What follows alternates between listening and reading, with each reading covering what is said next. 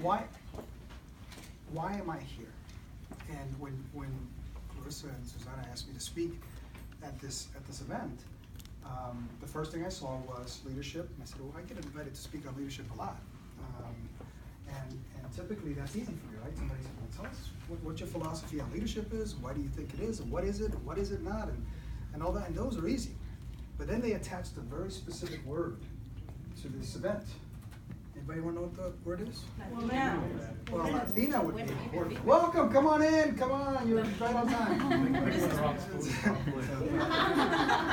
No, there was a word that they attached at the beginning of this thing.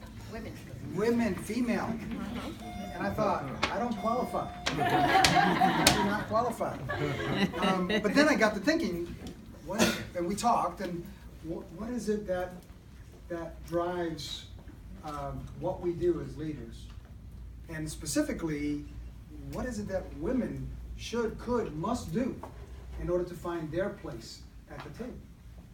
Because we're all saddened by a few stats, right? And you know what they are. 20% of positions, of senior positions at some of the biggest companies, only 20% are held by women. Only 20%.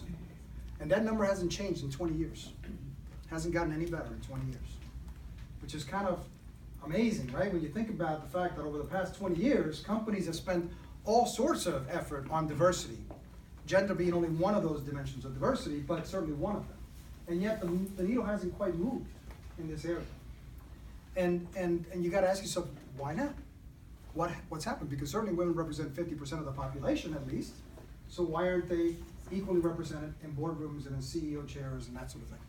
So that leads to the obvious question of why not? What's going on? And so I did a bit of homework, and I started to, and let me take you back as to my journey. Why this became a passionate and important subject for me. Not just leadership, but specifically helping to develop women. I don't discriminate against helping to develop men, but I have a bit of an affinity to helping develop women, and there's a very simple reason for it. And the answer is I have 2 daughters. Now, I was raised in the island of Puerto Rico. My upbringing was like every other little Puerto Rican boy of my age. You can guess later. Don't try to do it right now. But I am among the seniors in this room. Okay? But I grew up in Puerto Rico like every other little boy.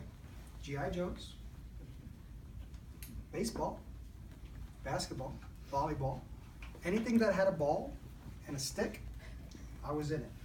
And I was in it to win it, because that's what little boys are taught to do.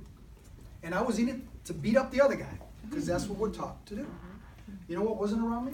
Little girls. Little girls weren't around me.